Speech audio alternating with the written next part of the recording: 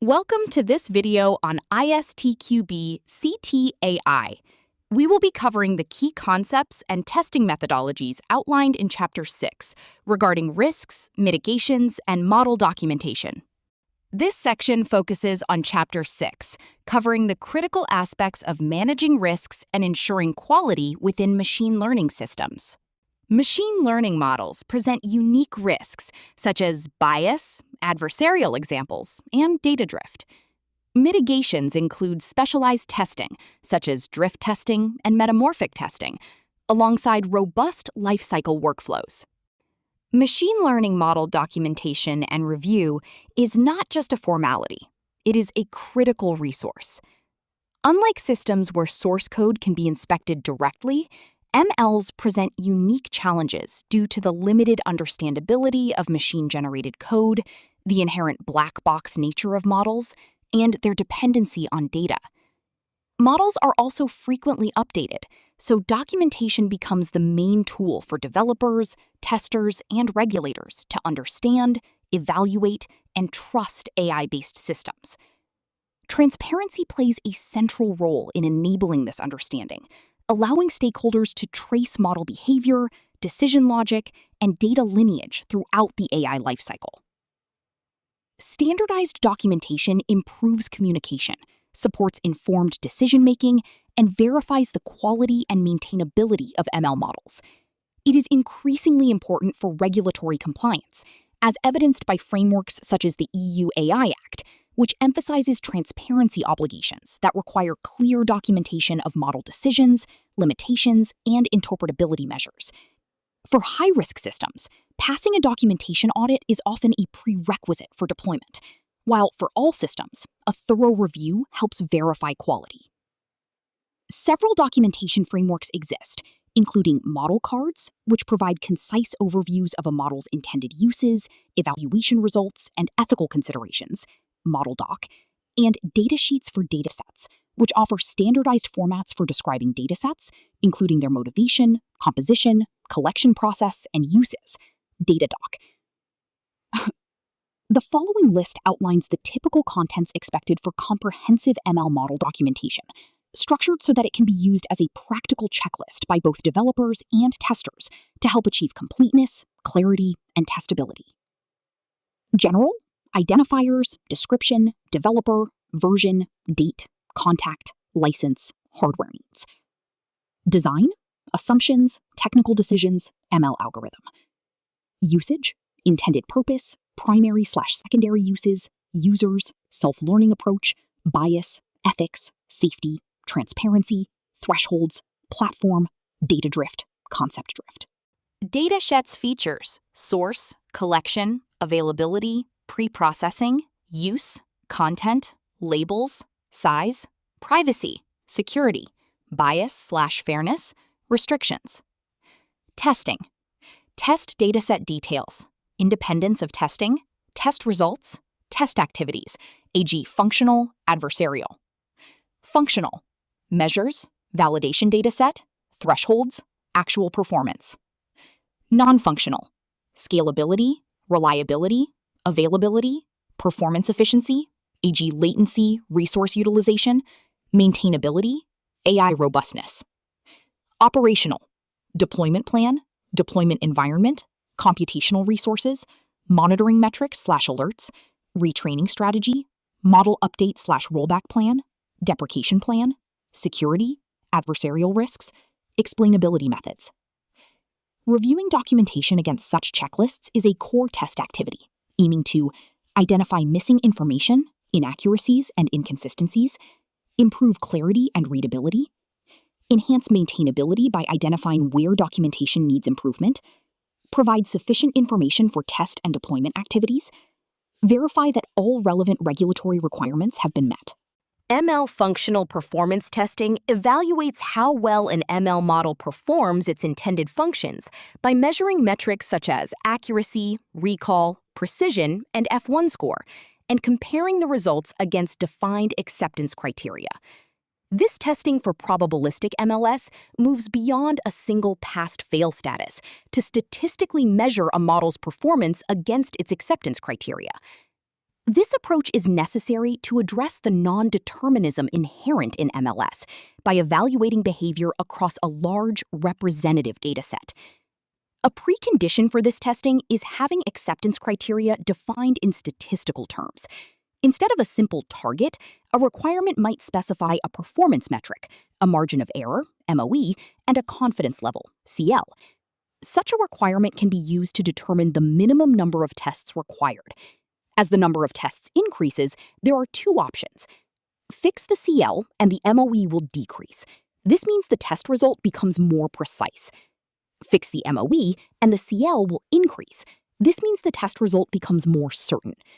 For example, a criterion might be 98% accuracy with a margin of error of plus or minus 4% at a 95% CL. To confirm that the measured accuracy has a maximum margin of error of plus or minus 4% at the 95% CL, a sample size of 601 test cases is required. This is calculated using the sample size formula for estimating a population proportion. This sample size is based on the serious conservative assumption that the true accuracy could be anywhere between 0% and 100%, which produces the largest possible uncertainty but still guarantees the plus or minus 4% MOE under all conditions. To meet the target accuracy of 98%, at least 589 of the 601 test cases must pass. If, after running all 601 test cases, the observed accuracy is 98%, then the measured MOE at the 95% CL will be narrower than plus or minus 4%, approximately plus or minus 1.1%, because variance is lower at high accuracy levels. The MOE is computed using the margin of error formula for a sample proportion. This means that when testing, it is not always necessary to run all 601 test cases.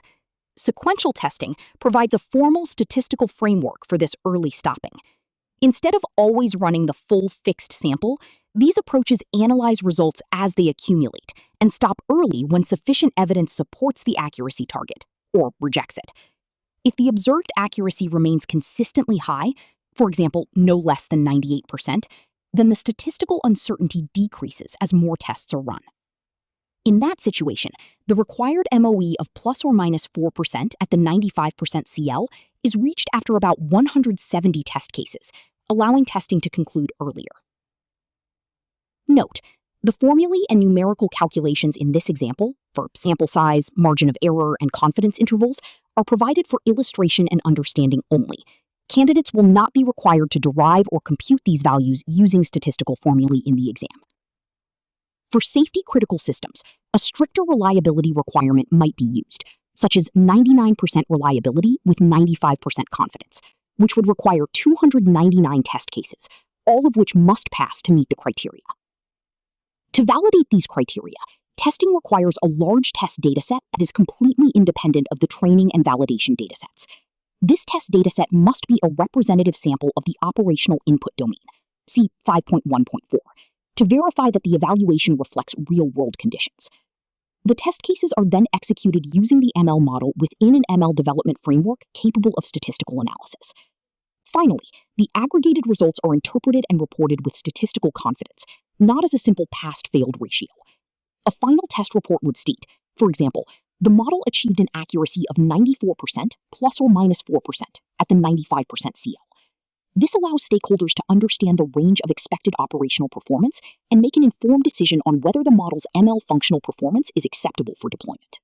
Adversarial testing involves deliberately providing the model with perturbations to the input data that are often imperceptible to humans. These inputs are designed to cause the model to make incorrect predictions, and, if successful, are called adversarial examples. Thus, the test inputs for adversarial testing, and thus potential adversarial examples, often consist of slightly modified versions of legitimate inputs that cause the model to misclassify them. Identification of vulnerabilities through adversarial testing allows developers to incorporate safeguards and make the model more robust against adversarial examples. These may be accidental adversarial examples it encounters, or they may be adversarial attacks that involve the malicious use of adversarial examples. Generating effective test inputs for adversarial testing is technically complex, and staying up to date with evolving attack techniques is an ongoing challenge. Adversarial testing can be performed using black box testing, focusing on the model's input and output behavior without requiring knowledge of its internal workings. This can be achieved by creating an equivalent model for which the internals are known, from which adversarial test inputs can be created through knowledge of its internal workings. Then, based on the assumption that equivalent models share classification boundaries, i.e., transferability, the adversarial tests can be applied to the original model. In contrast, a brute force approach, using a vast number of tests, can be used in the hope that some random tests will coincide with an adversarial example. Adversarial testing can also be performed using white box testing.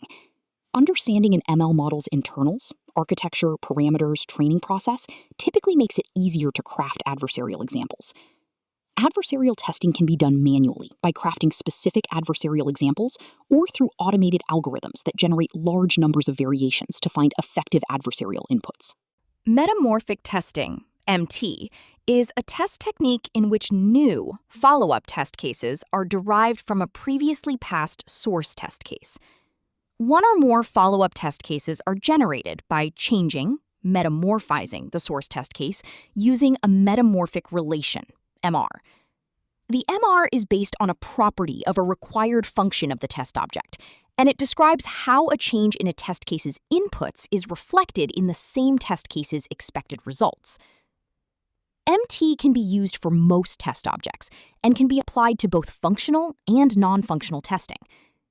Testers verify test objectives, such as consistency, outputs align across related inputs, monotonicity, outputs change directionally with input, and invariance, outputs remain stable under perturbations. It is particularly useful where the generation of expected results is problematic because an affordable test oracle is unavailable. This is the case with some LMS that use big data, or with systems where testers are unclear about how the ML model derives its predictions, which is often the case. In the area of AI and ML, metamorphic testing has been used for testing image recognition, search engines, route optimization, and voice recognition.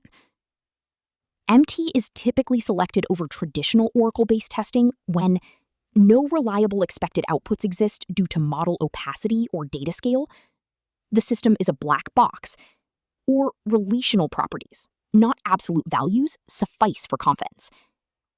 MT is often based on a source test case that passed, and it can also be useful when it is not possible to generate an expected result. For instance, where the program implements a function that is too complex for a human tester to replicate and to use as a test oracle, such as with some complex LMS. In this situation, MT can be used to generate test cases which, when run, will create a set of outputs where the relationships between the outputs, rather than their actual values, are checked for validity. With this form of MT, if the relationships between test outputs hold true, it provides improved confidence in the program.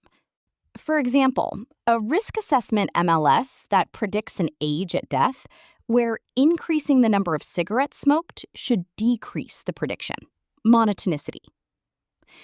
Testers derive MRs from domain knowledge, requirements, or domain properties, like laws of physics.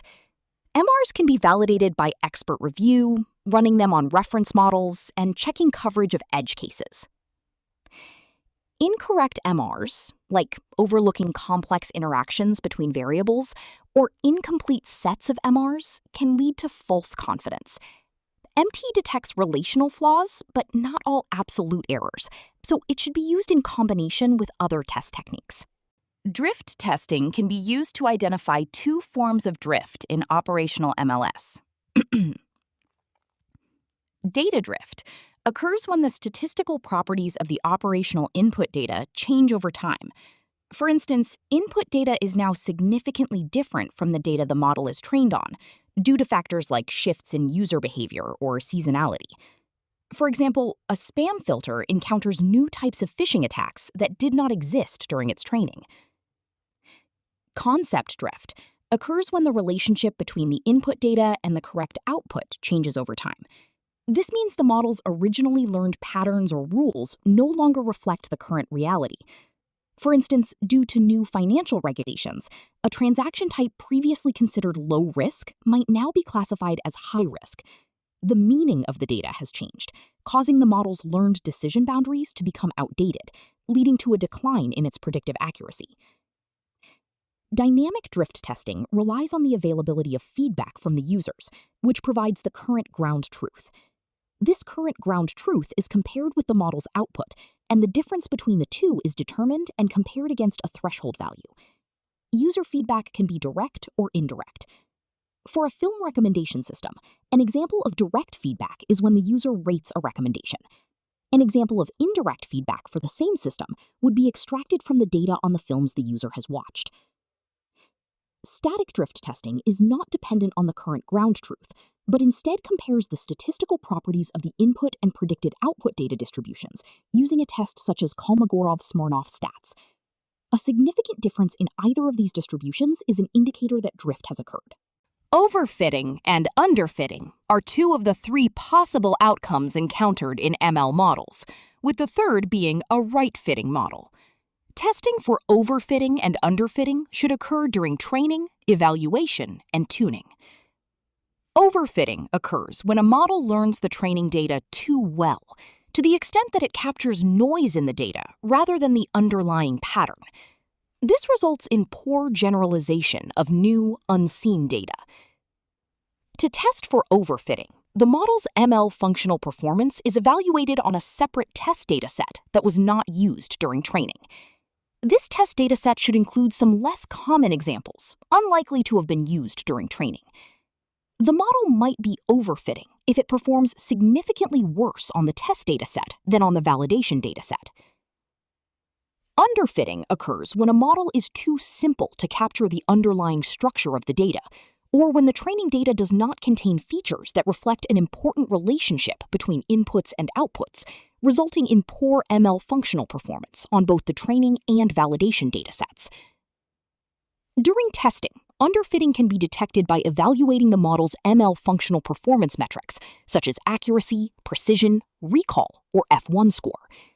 If these metrics are consistently low on both the training and validation sets, it suggests that the model is underfitting. Visual inspection of the model's learning curves can also help detect underfitting. If the training and validation errors remain high and relatively close together, without significant improvement as training progresses, it indicates underfitting.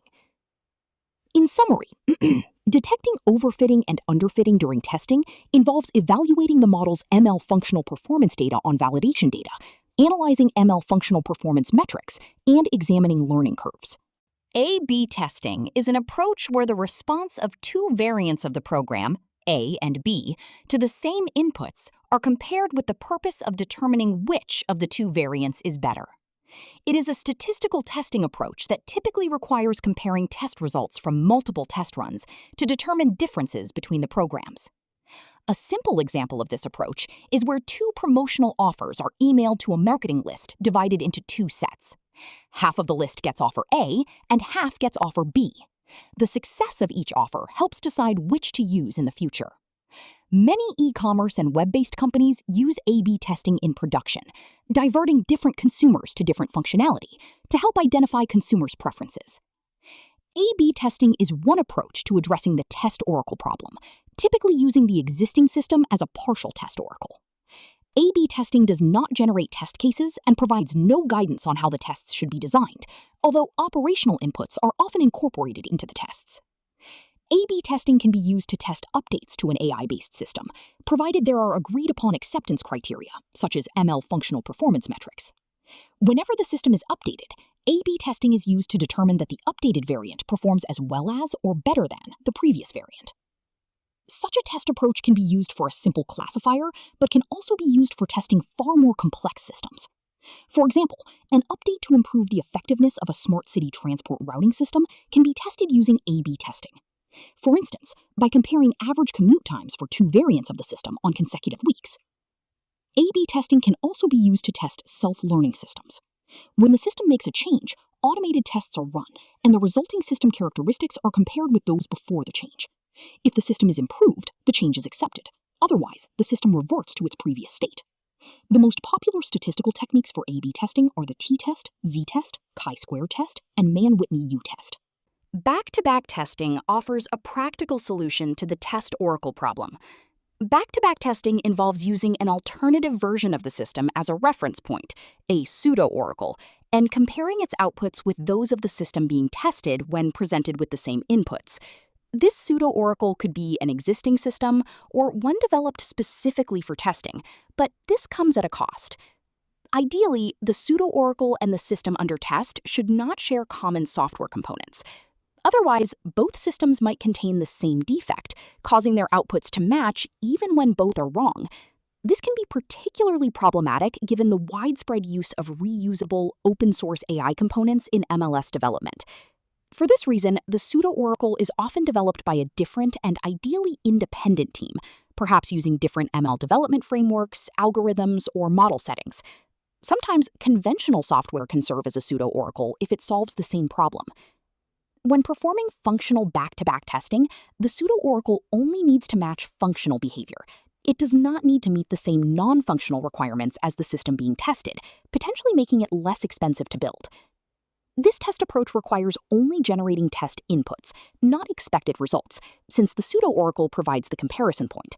These inputs can come from existing test cases, such as regression test suites, or can be automatically generated from training data, allowing for a large number of tests to be run if automated test execution is supported. Back-to-back testing provides significant value when migrating an MLS to a new environment, such as moving from development to production, and when comparing test results across environments. Additionally, this test approach can reveal subtle defects in model behavior that might not be apparent through other test approaches, especially when comparing responses across a wide range of edge cases or unusual inputs. One significant difference between A/B testing and back-to-back testing is the use of A/B testing to compare two variants of the same MLS using ML functional performance metrics and statistical techniques, versus the use of back-to-back testing to detect defects.